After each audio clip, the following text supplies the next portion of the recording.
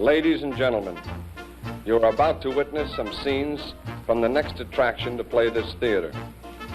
This picture, truly one of the most unusual ever filmed, contains scenes which under no circumstances should be viewed by anyone with a heart condition or anyone who is easily upset. We urgently recommend that if you are such a person or the parent of a young or impressionable child now in attendance, that you and the child leave the auditorium for the next 90 seconds. Hello, my friends, and welcome to another episode of the Video Nasty Project.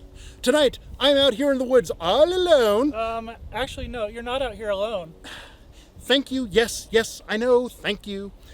I'm out here in the woods to present... Actually, this isn't the woods, really, either. All right, fine. Just roll the damn trailer. Okay, can I go by now? Yes, thank you, whatever. Thank you, bye-bye. For some people, a simple warning is never enough. By the time Alma heard it, it was too late. Something's out there in the woods, and it's killing people. Joni never thought it could happen to her. Ingrid and Peter couldn't believe it happened to them. Something's out there, waiting. Something a little bit wild and crazy. For some people, a simple warning is never enough. It's your decision. If you want it chopped off, just take it to the woods. Remember, the call of the wild is the last thing on earth you want to hear. Don't go in the woods. It's coming soon. For some people, a simple warning is never enough. Well, mi amigos, that was Cabin in the Woods. Not Cabin in the Woods, fuck me. That was Don't Go Into the Woods Alone. Cabin in the Woods is an entirely different movie. Yes. Yeah, this is Don't Go Into the Woods. Don't Go Into the Woods. Well, in the UK, it was called Don't Go Into the Woods. In the US, it was called Don't Go Into the Woods Alone. Mm-hmm. The distributor added the alone onto it just because I guess it sounded more sinister. Yeah. So the movie is basically, well, we really can't sum it up because there's not much plot to this. It's pretty much, it opens with a girl running through the woods, terrified out of her mind, and being chased by something, obviously.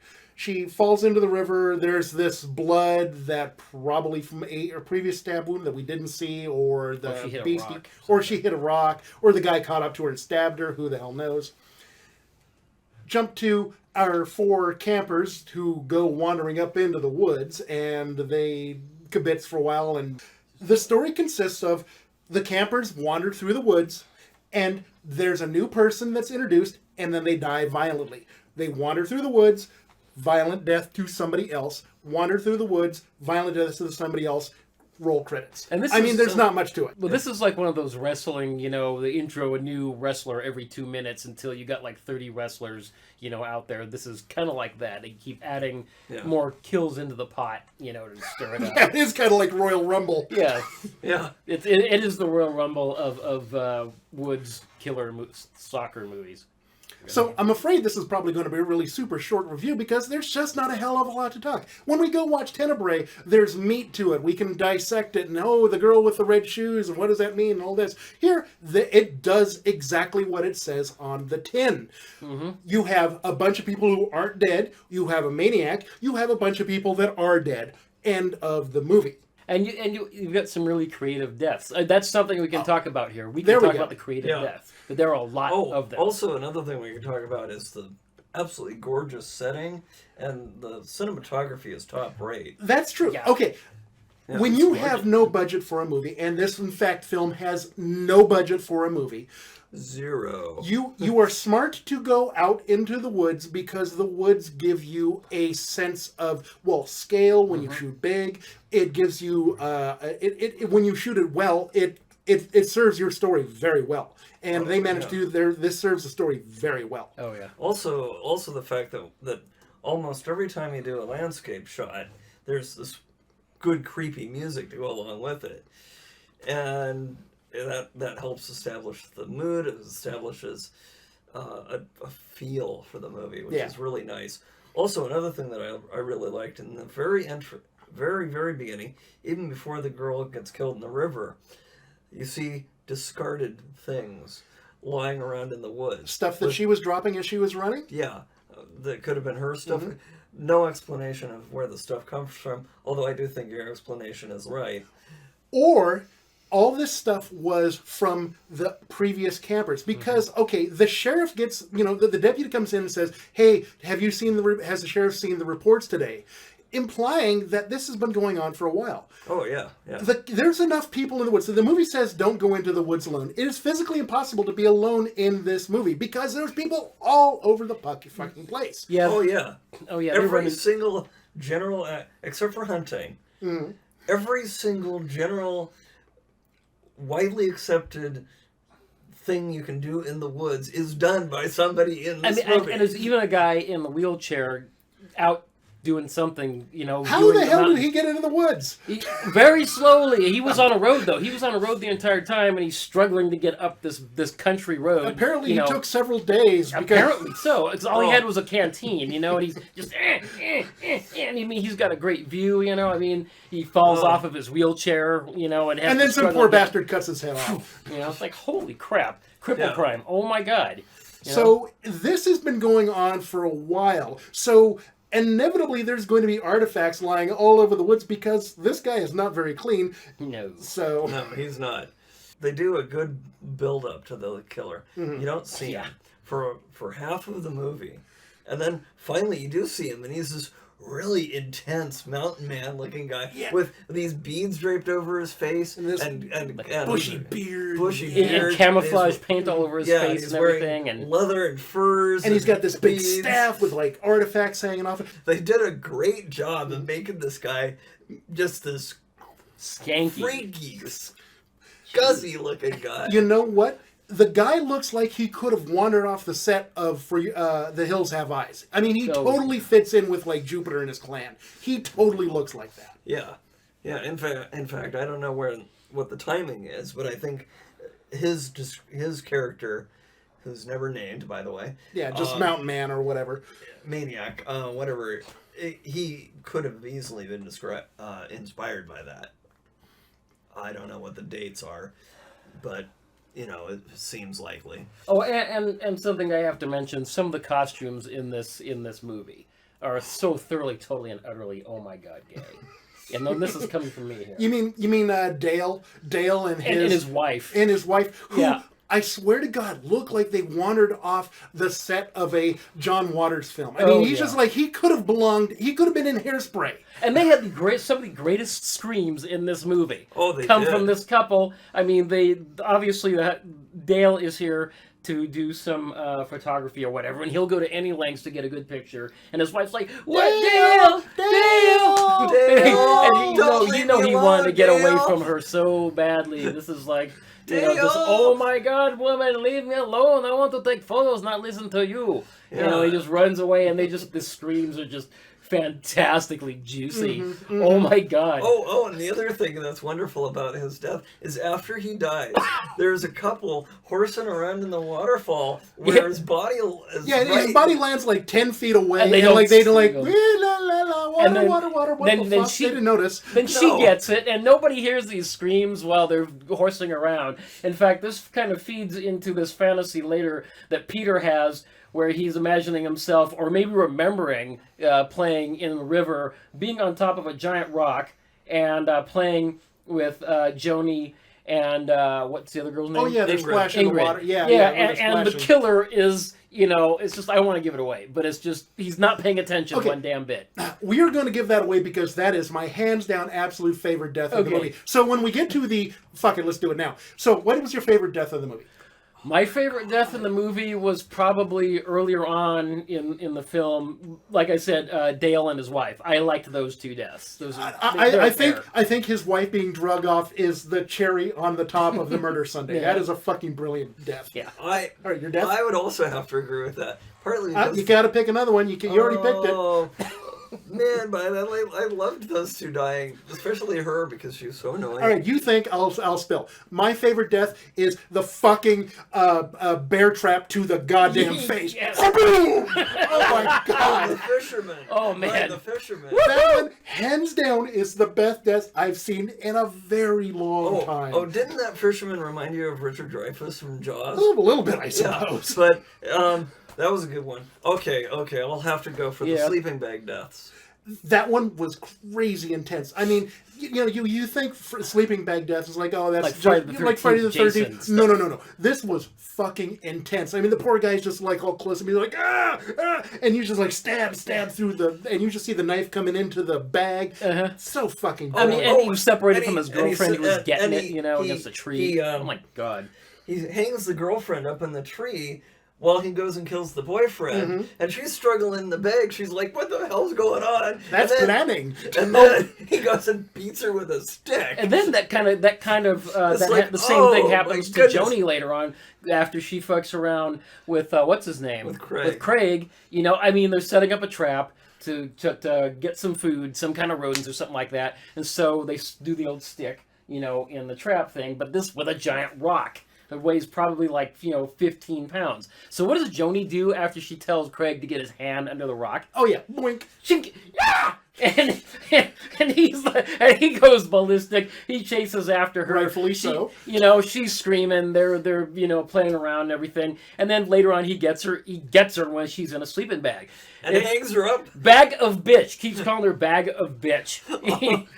Oh man! And hangs up in a freaking tree. Say uncle. And you think she's gonna get it. She starts tearing at the bag, in order to get out. She's not giving it up one way or the other, as Craig saying, say uncle. And she sees, of course, the killer coming, and you think she's gonna get it, No, And but Craig gets it. Lots of mirroring in this movie, Yeah. in various aspects, with kills and other stuff. And it's just highly economical movie. That's the thing. On the surface, you think, okay, this is kind of a cheesy, low-budget, not very well-done movie. And to be fair, it's not a very well-done movie. But it does have layers of cleverness to it, like the mirroring of that, or like the cinematography outdoors. Oh, yeah. I mean, so there's a certain level of competency to this movie. Oh, and the level and the way they used music to set the mood was really good, and especially it was with the drums. And it was this creepy, random, nonsensical, non sequitur sort of music. It was just kind of bizarre.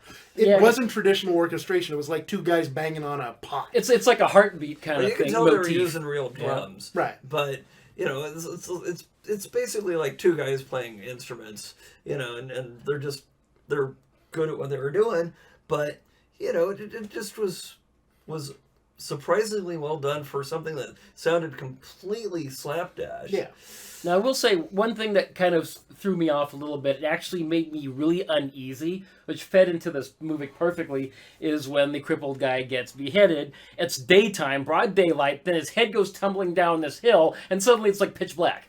Yeah. And it goes into a night scene. Continuity is not very strong in this movie. It's kind of like, I think what happened there was that they got the shot set up. They were shooting the guy cruising along, and it was towards the end of the day because you can kind of tell the shadows were kind of at that long. golden hour.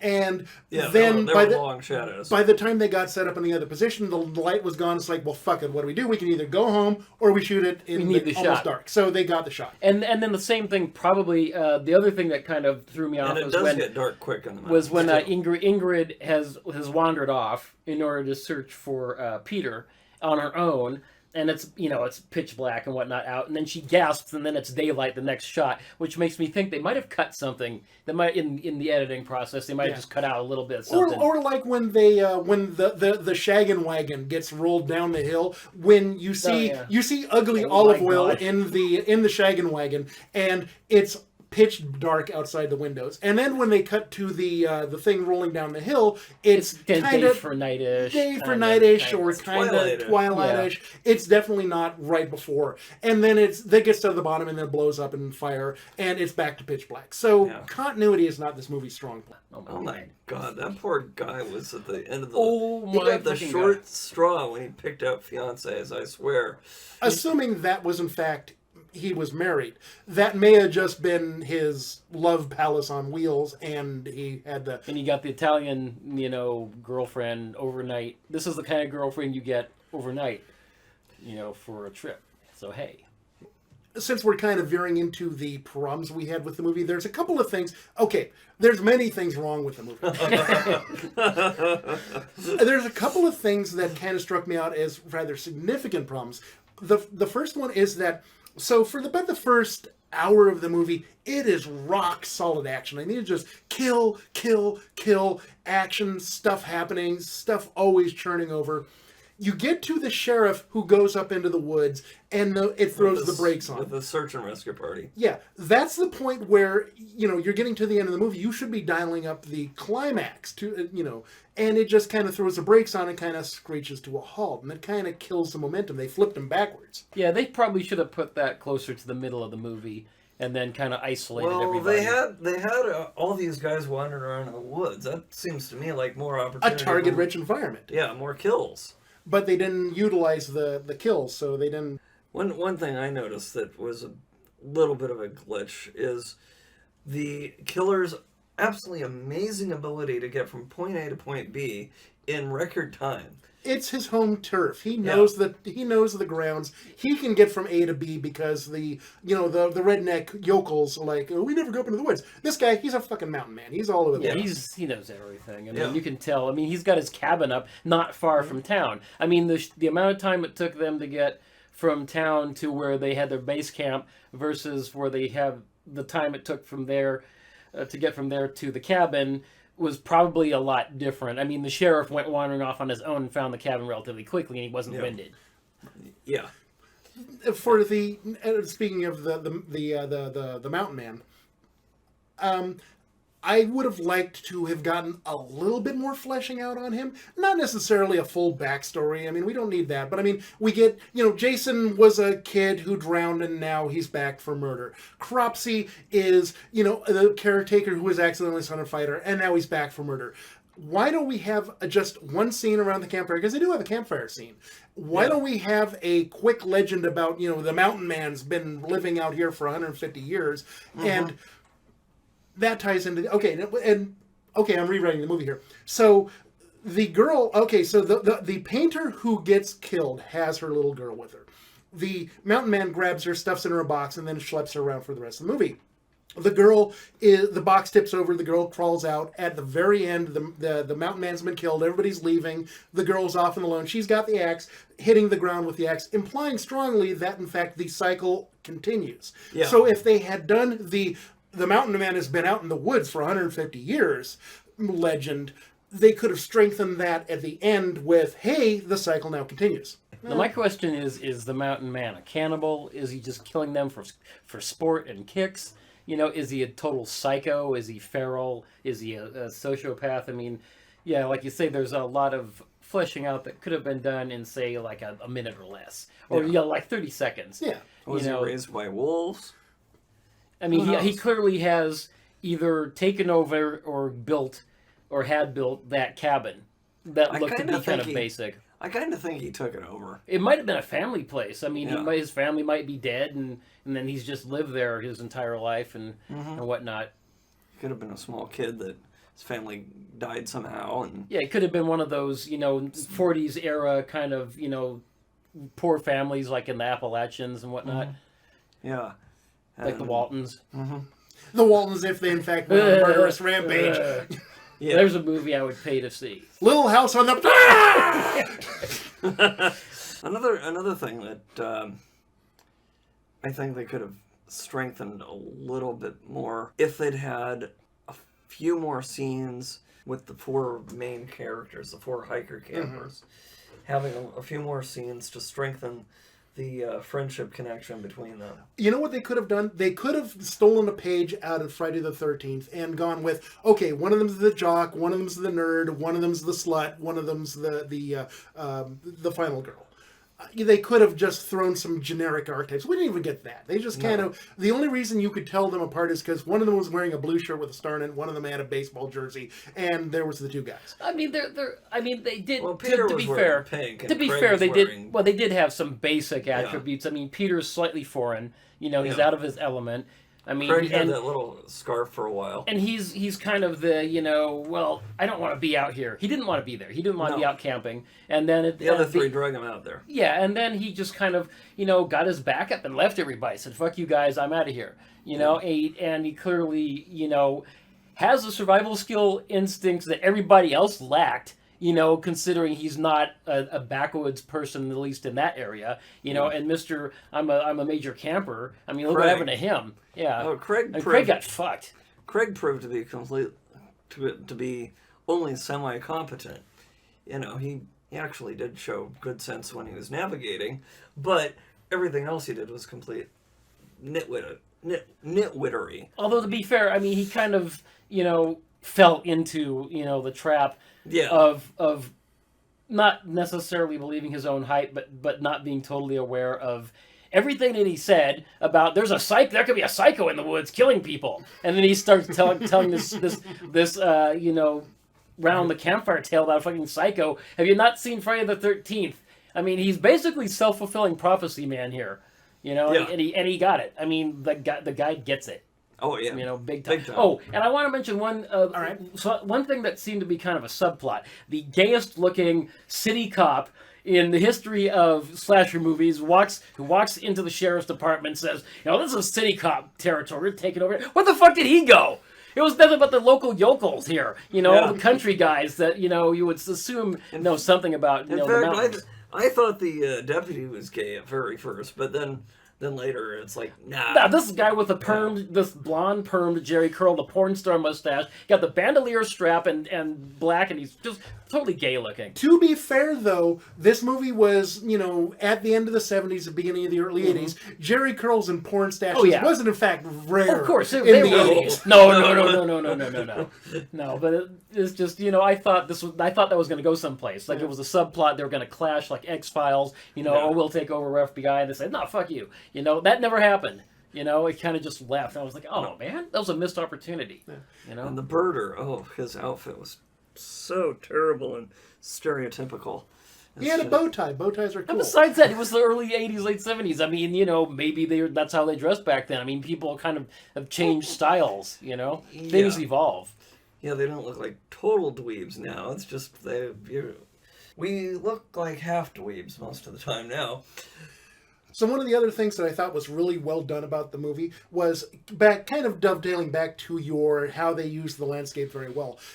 When you watch a movie that's set in the woods, when you watch The Burning, when you watch one of the Friday the 13th, the setting is very much a very clear-cut kind of away from the underbrush, kind of out in where, you know, not deep in the woods. This movie, in fact, was pretty effective in using it looked like deep woods. It looked like lots of underbrush, lots of everywhere. And the camera moves they did with, like, they found roads and, like, put the camera in a truck and drove along. So it was kind of smooth that way. But the camera moves were really well done. Mm-hmm. So. Oh, yeah, I loved the one camera move I loved was when Peter and Ingrid were running through the trees, and Peter keeps looking like an Ingrid to make sure she's keeping up. Trees. And they pass all these birches. It's just like, you know, 5, 6, 7, 8, 9 seconds of this, just them running. That was like they brilliant. It isolated them between these shafts of ground and sky between these trees. You know, so it's like they're running through past prison bars or something. There's shots on their faces where you see that they're scared,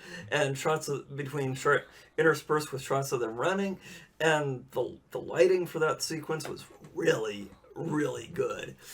The cameraman, by the way, he was the one who got his face caught by the bear trap. That was the guy who did the fisherman? The fisherman, excellent. Oh, excellent. Well, kudos to the camera guy. Well, this was the type of movie where you had, I've got a bunch of friends, I'm going to drag all my friends into the woods, and if you're not holding the camera or the sound equipment, then you are in the shot being murdered. They made the best of the situation. They used every set in this film. What was the guy in the wheelchair? What did he actually do? Production. He was a production assistant or something.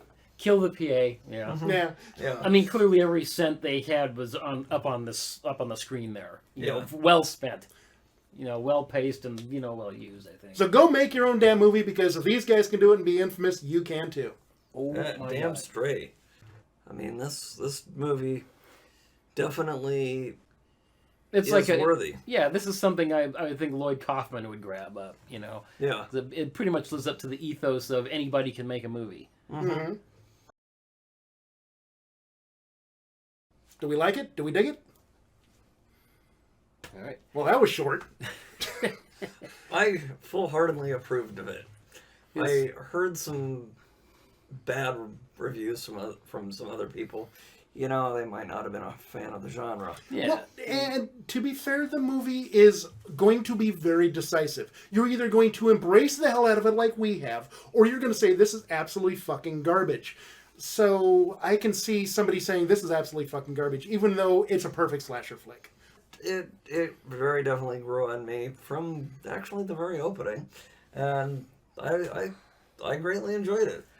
I agree. I mean, it was funny and terrifying in all the right places and full of squishy goodness. Lots of moistness. The movie delivers exactly what you need it to be. A fuck ton of kills. Just body count through the goddamn roof. It's a prototypical slasher movie where you don't really need a lot of setup. You don't get a lot of setup. You don't get no character development. You just get moist, dead bodies for about an hour and a half. And then the killer dies, roll the credits, boom, done. Alright, so we liked it. Everybody gives it the thumbs up. Does it belong on the video nasty list? There's hardly anything at all that's really all that objectionable. It's not really intense. It's not really, well, there's a lot of body count, but it's not a lot of, it's not Tom Savini gore. It's pretty light and inoffensive, and Yeah. A lot of cutaways from the kills themselves. It's more like Grizzly than Friday the 13th. Oh yeah, it is. I mean, for one thing, you hardly ever see the killer until like halfway through the film, right. and which is a really good reveal, by the way. I liked that. Yeah. But